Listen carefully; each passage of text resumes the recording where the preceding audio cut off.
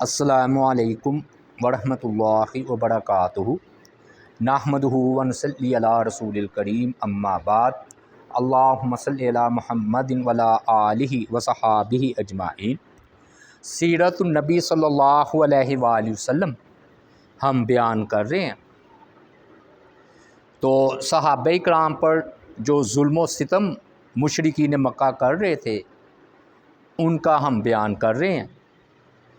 ایک آزمائش، بلکہ انوکھی آزمائش سعد بن ابی وقاص رضی اللہ تعالی عنہ کو بھی پیش آئی۔ سعد بن ابی وقاص رضی اللہ تعالی عنہ ابتدائی دور میں مسلمان ہونے والوں میں سے ہیں، اور عمر مبارک ان کی صرف 17 سال تھی جب انہوں نے اسلام کو جو ہے وہ قبول کیا ہے۔ اور آزمائش ان کی والدہ کی طرف سے آئی ہے۔ جب والدہ کو پتہ چلا کہ میرا بیٹا مسلمان ہو گیا تو انہوں نے، والدہ نے کہا کہ اپنے دین کو چھوڑ دو، اگر نہیں چھوڑو گے تو میں بھوک ہڑتال کروں گی احتجاجاً، اور حتیٰ کہ میں مر جاؤں گی اور لوگ تمہیں آڑ دلائیں گے، شرم دلائیں گے کہ تمہاری وجہ سے تمہاری والدہ جو ہے وہ فوت ہو گئی۔ چنانچہ انہوں نے کھانا پینا بند کر دیا۔ والدہ نے 3 دن تک نہ کچھ کھایا نہ پیا۔ ظاہر ہے کمزوری ہو جانی تھی، پھر والدہ پر غشی طاری ہو گئی، کمزوری آ گئی۔ تو جب یہ حالت دیکھی سعد بن ابی وقاص رضی اللہ تعالی عنہ نے، تو انہوں نے فرمایا، اے میری والدہ، آپ سن لیں اس بات کو، اگر آپ کی 100 جانیں بھی ہوں، ایک ایک کر کے میں اپنے دین پر، نبی علیہ الصلوۃ والسلام پر اپنی جان تو قربان کر دوں گا، اور آپ کی بھی 100 جانیں ہوں، قربان ہو جائیں، میں اپنے دین کو نہیں چھوڑوں گا۔ اتنی استقامت۔ چنانچہ جب یہ تیسرا دن آیا نا، تو ان کا دوسرا ایک بھائی تھا جس کا نام تھا عمارہ، وہ کھڑا ہو گیا، اس نے اپنی والدہ کو پانی پلایا۔ ہوش میں آنے کے بعد ان کی والدہ اپنے بیٹے سعد رضی اللہ تعالیٰ عنہ کو برا بھلا کہنے لگی۔ تو اس موقع پر اللہ تعالیٰ نے سورہ لقمان کی آیت مبارکہ کریمہ نازل فرمائی کہ اگر وہ دونوں تجھ پر زور ڈالیں کہ تو میرے ساتھ اس چیز کو شریک کر جس کا تجھے علم نہیں، تو پھر ماں باپ کا کہنا بھی نہیں ماننا۔ شرک کے معاملے میں ماں باپ کا بھی کہنا نہیں ماننا۔ ہاں، دنیا میں ان کے ساتھ بھلائی کرنی ہے، اچھے طریقے سے رہنا ہے۔ یہ سورہ العنکبوت میں اور سورہ لقمان میں اللہ تعالیٰ نے اس بات کو ارشاد فرمایا۔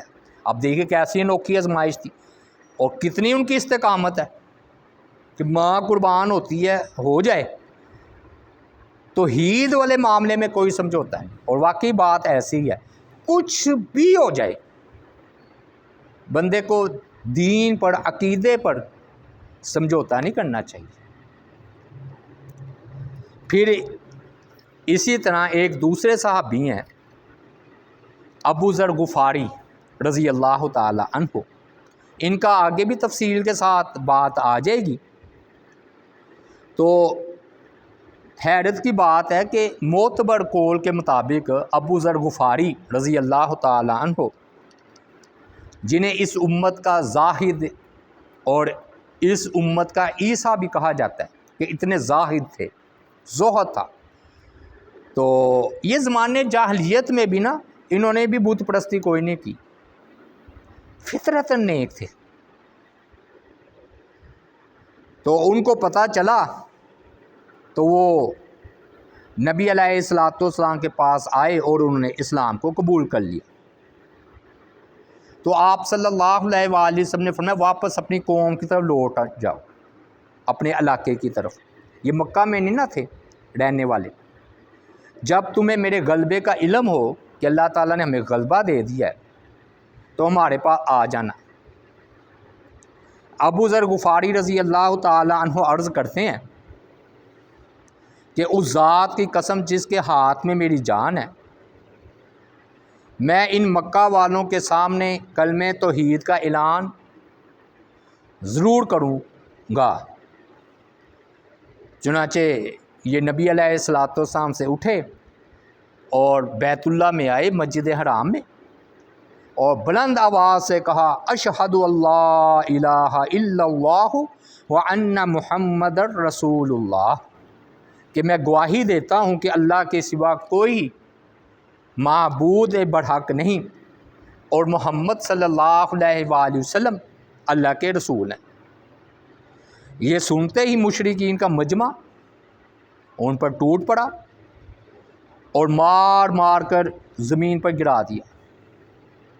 اتنے میں نا حضرت عباس رضی اللہ تعالیٰ عنہ، حالانکہ اس وقت ایمان نہیں لائے تھے، وہ آگے جب انہوں نے دیکھا کہ ابو ذر غفاری نیچے ہیں لیٹ اور ان پر تشدد ہو رہا ہے، تو یہ ان کو تشدد سے بچانے کے لیے نا ابو ذر غفاری رضی اللہ تعالیٰ عنہ کو ان کے اوپر لیٹ گئے، یعنی کہ جو تھپڑ یا جو مکہ پڑے وہ مجھے پڑے۔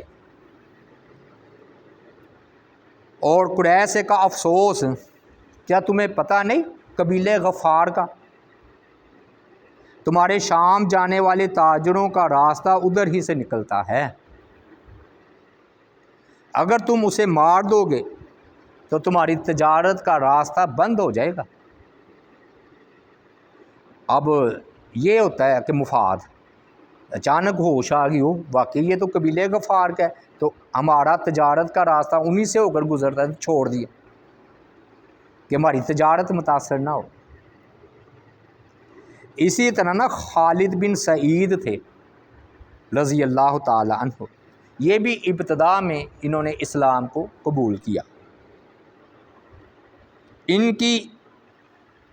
ان کا جو والد تھے نا، ان کے والد، ان کا مکے میں بڑا مقام تھا،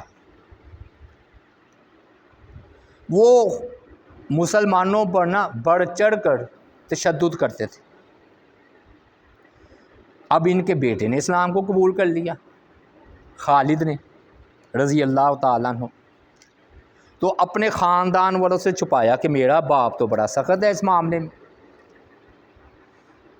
آخر کار بات تو چھپتی نہیں ہے، پر ان کے والد کو پتہ چل گیا کہ میرے بیٹے نے اسلام قبول کر لیا، بڑا غصہ آیا۔ وہ جو دوسرے بیٹے جو کہ کافر ہی تھے، جاؤ خالد کو تلاش کر کے لاؤ۔ خالد بن سعید بیان کرتے ہیں میرے بھائی آئے اور مجھے پکڑ لائے، میرا باپ جو ہے نا غصے کے مارے آپے سے باہر ہو گیا، مجھے دیکھتے ہی اس نے گالیاں دینی شروع کر دی، اس کے ہاتھ میں لاٹھی تھی، اس نے اسی لاٹھی سے میری پٹائی شروع کر دی، یہاں تک کہ میرے سر پر لاٹھی ماری تو لاٹھی بھی ٹوٹ گئی۔ اس نے کہا کہ تم محمد صلی اللہ علیہ وآلہ وسلم کو نہیں دیکھ رہے کہ وہ اپنی قوم کے خلاف چل رہا ہے، ہمارے بتوں کو برا بھلا کہتا ہے، ہمارے جو آباء و اجداد ہیں ان کو جاہل کہتا ہے۔ میں نے آگے سے کہا اللہ کی قسم محمد سچ کہتے ہیں صلی اللہ علیہ وآلہ وسلم، ان کی باتوں میں سچائی ہے،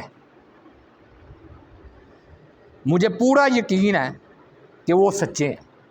وہ اور غصہ ان کا بڑھ گیا باپ کا، انتہا کو پہنچ گیا، بس پھر جو گالیاں اور وہی آخری اڑبا ہوتا ہے کہ دفع ہو جاؤ میرے گھر سے، نکل جاؤ۔ مشرکین کا جو طریقہ ہے، حضرت ابراہیم علیہ السلام کو نہیں نکال دیا تھا ان کے باپ نے گھر سے، تو واللہ میں تمہارا کھانا پینا بند کر دوں گا۔ میں نے کہا اگر آپ کھانا بند کریں گے تو اللہ مجھے رزق عطا فرمائے گا۔ یہ سن کر باپ نے مجھے گھر سے نکال دیا اور اپنے دوسرے کافر بیٹوں سے کہنے لگا خبردار بھائی کی محبت تم پر غالب نہ آئے، کہ چھپ چھپ کر جا کے اس کو کھانا پینا دینا شروع کر دو، کھانا بھی نہیں ملے گا اور عائش بھی نہیں، اور اس سے کلام بھی نہ کرنا، تو جو اس سے بولے گا پھر وہی سلوک اس کے ساتھ ہوگا، چاہے اسے وہ اسلام قبول کرے نہ کرے۔ اگر اس نے اپنے بھائی کو، دوسرے خالد کو بلایا تو پھر یہی سلوک ہوگا۔ تو وہ خالد بن سعید رضی اللہ تعالی عنہ چھوڑ کر نبی صلی اللہ علیہ وآلہ وسلم کی خدمت میں پہنچ گئے۔ خالد بن سعید رضی اللہ تعالی عنہ اپنے باپ سے چھپ کر نا قریبی علاقے میں پردیسیوں کی طرح، جیسے کہتے ہیں نا فٹ پاتھ پر پڑے، اس طرح اپنی زندگی گزارتے۔ جب دوسری ہجرت سے پہلے یعنی کہ حبشہ کی طرف ہجرت ہوئی ہے نا، تو جب حبشہ کی طرف ہجرت کی نا دوسرے صحابہ نے، تو انہوں نے بھی ساتھ ہی پھر حبشہ کی طرف ہجرت کر گئے۔ ان کا باپ اس معاملے میں بہت سخت تھا، یعنی کہ شرک کے معاملے میں۔ ایک موقع ایسا آیا کہ وہ بیمار پڑ گیا، تو کہنے لگا کہ اگر اللہ تعالیٰ نے مجھے، دیکھے کیسی بات کہہ رہا ہے، توبہ نعوذ باللہ، کہ اگر میں بیماری سے صحت یاب ہو گیا تو میں مکے میں محمد صلی اللہ علیہ وآلہ وسلم کے الہ کی عبادت نہیں ہونے دوں گا۔ خالد بن سعید تک یہ بات پہنچی تو انہوں نے پھر بد دعا کی باپ کے لیے کہ اللہ اسے صحت یاب نہ ہونے پائے، کیونکہ اس نے تو نبی علیہ الصلوۃ والسلام کی تبلیغ میں رکاوٹ پیدا کر دی اور اسی بیماری میں مر جائے۔ یہ ہوتا ہے دین۔ میں واقعی بعض کا نا بندہ حیران رہتا ہے کہ نبی علیہ الصلوۃ والسلام کی کیسی پرکشش اور کیسی شخصیت تھی۔ تبھی تو جادوگر کہتے تھے آپ، کہ ایسا جادو کیا کہ مار مار کر ہر کوئی تھک جاتا ہے تو وہ نبی علیہ الصلوۃ والسلام کو اللہ کا رسول کہنے سے باز نہیں آتا کہ اللہ ہی واقعی دیکھے کتنی عجیب بات، اپنے باپ کے بارے میں بد دعا کر دی۔ اچھا انہوں نے لکھا نہیں ہے کہ انجام کیا ہوا، غالباً امید ہے کہ صحابی کی بد دعا قبول ہوئی ہوگی تو مر گیا ہوگا اسی حالت میں۔ پھر اسی طرح نا عثمان بن مظعون رضی اللہ تعالی عنہ، ان پر امیہ بن خلف نے ظلم کیا جب وہ اسلام انہوں نے قبول کیا۔ بعد میں اتنا تشدد کیا امیہ بن خلف نے، انہوں نے اسی بات کو غنیمت سمجھا کہ حبشہ کی طرف ہجرت کر جائے، چنانچہ وہ حبشہ کی طرف ہجرت کر گئے۔ ایک دو یعنی کہ بعد حبشہ کی طرف ہجرت کی بات آ جائے گی تفصیل کے ساتھ۔ عثمان بن مظعون کچھ دیر حبشہ میں ٹھہرے رہے، پھر نا جو مسلمان واپس آئے نا، اصل میں 2 مرتبہ گئے ہیں حبشہ کی طرف۔ جب حبشہ گئے تو ادھر پھر کچھ مسلمان واپس آ گئے، وہ ہم آگے چل کر بتائیں گے کیوں آئے۔ تو وہ جب واپس آئے نا تو عثمان بن مظعون بھی ان لوگوں کے ساتھ واپس آ گئے۔ مکہ میں تو اسی طرح تشدد جاری تھا۔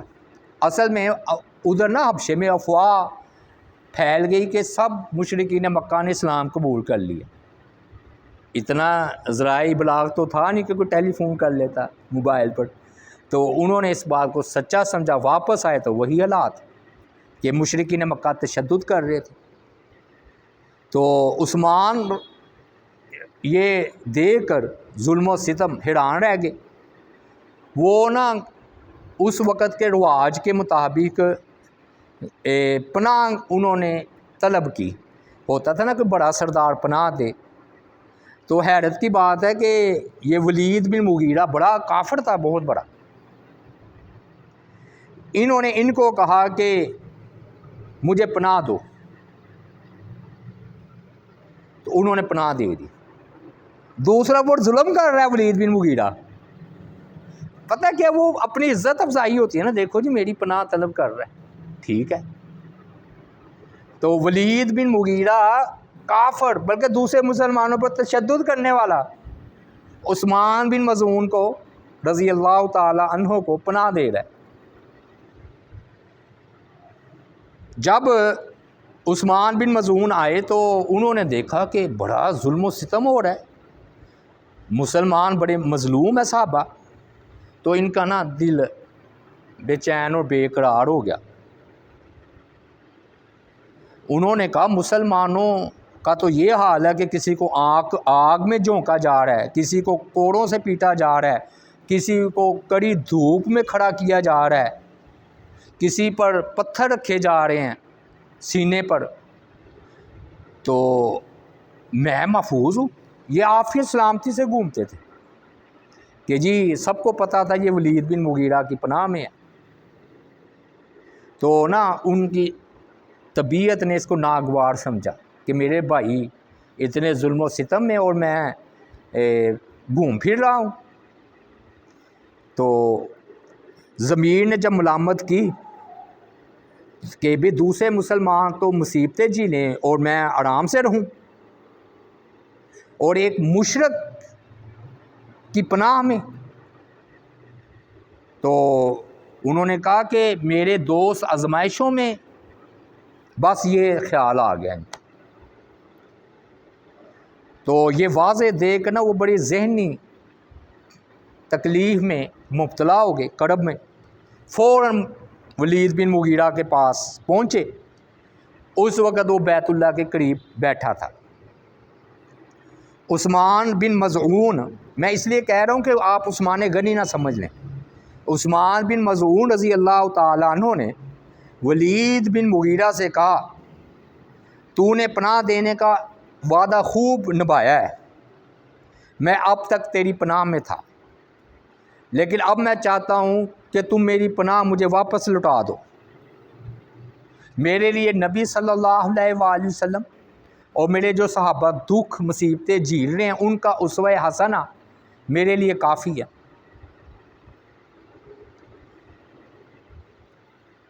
ولید کہنے لگا اے میرے بھتیجے، شاید تمہیں کسی نے تکلیف پہنچائی ہے یا تمہاری عزت پامال کی ہے کہ تم سمجھ رہے ہو کہ پناہ لینے میں کوئی فائدہ نہیں. عثمان فرمانے لگے ہرگز نہیں، میں اللہ کی پناہ میں خوش ہوں، اس کے بعد مجھے کسی کی پناہ جو ہے وہ گوارا نہیں ہے. ولید کہنے لگا اگر یہ بات ہے تو پھر سب میں اعلانیہ کہو تاکہ سب کو پتہ چلے کہ میں نے علل اعلان پناہ دی تھی نا، تم ہی اسی طرح اعلانیہ میری پناہ واپس لوٹا دو. پھر یہ دونوں بیت اللہ گئے. ولید لوگوں سے مخاطب ہو کر کہنے لگا کہ یہ عثمان بن مظعون رضی اللہ تعالی عنہ اپنی پناہ جو میں نے اس کو دی تھی یہ واپس لوٹانا چاہتے ہیں، تو کیا ٹھیک ہے؟ تو عثمان بن مظعون رضی اللہ تعالی عنہ نے کہا بالکل ٹھیک ہے، میں تمہاری پناہ میں نہیں آتا، یہ سچ کہتے ہیں، میں نے انہیں خوب پناہ دینے والا پایا ہے، لیکن میں چاہتا ہوں کہ میں اپنے آپ کو اللہ کی پناہ کے سوا کسی اور کی پناہ کا محتاج نہ رکھوں، اس لیے میں پناہ لٹا رہا ہوں. عثمان نے جب یہ معاملہ کیا تو لبید بن ربیعہ قریش کی مجلس میں بیٹھا تھا، یہ شاعر تھا اور اپنے اشعار سے نا دوسروں کو جو ہے نا محظوظ کر رہا تھا. تو عثمان پناہ لٹانے کے بعد نا اس کی محفل میں جا بیٹھے. لبید بن ربیعہ، لبید کہنے لگا یہ بڑا اچھا اس نے شعر بولا ہے. اس نے کہا الا کل شیء ما خلا اللہ باطل وکل النعیم لا محالۃ زائل. خبردار رہو، اللہ کے سوا ہر چیز فانی ہے باطل کا مطلب ادھر فانی۔ عثمان رضی اللہ تعالی عنہ نے فرمایا تم نے بالکل سچ کہا۔ لبید اپنا کلام سناتا رہا، پھر اس نے یہ بھی پڑھا وَكُلُّ نَعِيمٍ لَا مَحَالَةَ زَائِلٌ، ہر نعمت آخر کار ختم ہو جانے والی۔ اصل میں نا دنیا کی اگر وہ بات کر دیتا تو ٹھیک تھا، وہ عثمان ادھر بیٹھے تھے، انہوں نے کہا تو جھوٹ کہتا ہے کہ ہر نعمت ختم ہو جانے والی ہے۔ جنت کی جو نعمتیں ہیں اس کی تو کوئی انتہا ہی نہیں، جنت کی نعمتیں ختم ہونے والی نہیں ہیں۔ قریش جو ہے نا عثمان رضی اللہ تعالیٰ عنہ کے اس جملے کا صحیح مطلب سمجھ ہی نہ سکے، انہوں نے لبید سے کہا دوبارہ پڑھیے نا اپنا شعر، انہوں نے دوبارہ پورا شعر پڑھا۔ تو عثمان رضی اللہ تعالیٰ عنہ نے پہلے مصرے کی تصدیق کی اور دوسرے کو یہ کہہ کر جٹلا دیا کہ اگر تم یہ کہو کہ دنیا کی ہر چیز فانی ہے تو ٹھیک ہے، لیکن جنت کی کوئی نعمت فانی نہیں ہے۔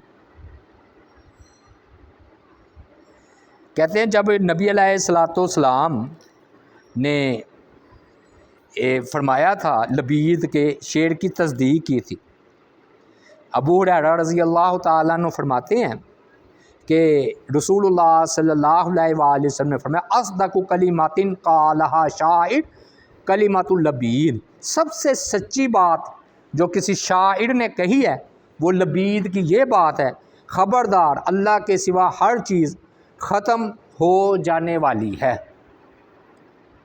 یہ آپ نے تصدیق، تو عثمان کی بات بھی اپنی جگہ سچی ہے، یہ بات بھی اپنی جگہ سچی ہے۔ تو آپ نے فرمایا یہ بہترین جو ہے نا انہوں نے یہ شعر کہا ہے۔ اچھا ہوا کیا؟ معاملہ یہ ہوا کہ جب انہوں نے اس کی تکذیب کی نا کہ تم نے یہ بات صحیح نہیں کی، تو ولید بن مغیرہ اور اس کے ساتھی کہنے لگے اے عثمان، پہلے تو ایسی پناہ میں تھا جو تجھے ذلت والے تشدد سے محفوظ رکھتی تھی، تو پھر انہوں نے نا یہ کہہ کر ان پر حملہ کر دیا عثمان بن مظعون پر، اور اتنا مارا کہ ان کی نا آنکھ پر ورم آ گیا عثمان بن مظعون رضی اللہ تعالی عنہ کی۔ تو پھر کہنے لگے اب بتاؤ توبہ نعوذ باللہ، اللہ کی پناہ زیادہ ٹھیک تھی یا ولید بن مغیرہ کی؟ یہ مشرکین مکہ کہہ رہی۔ تو انہوں نے فرمایا اللہ کی پناہ تمہاری پناہ سے زیادہ امن اور زیادہ عزت والی ہے، اب تو ایک آنکھ پر ورم آیا نا، میری آنکھ دوسری آزمائش کے لیے بھی تیار ہے۔ آگے سے انہوں نے کہا یہ تھا بھائیو جذبہ۔ اللہ تعالیٰ سے دعا ہے اللہ تعالیٰ کی ذات پاک صحابہ کرام پر کروڑوں رحمتیں نازل فرمائے اور اللہ تعالیٰ مزید ان کے درجات کو بلند فرمائے۔ وما علینا الا البلاغ المبین۔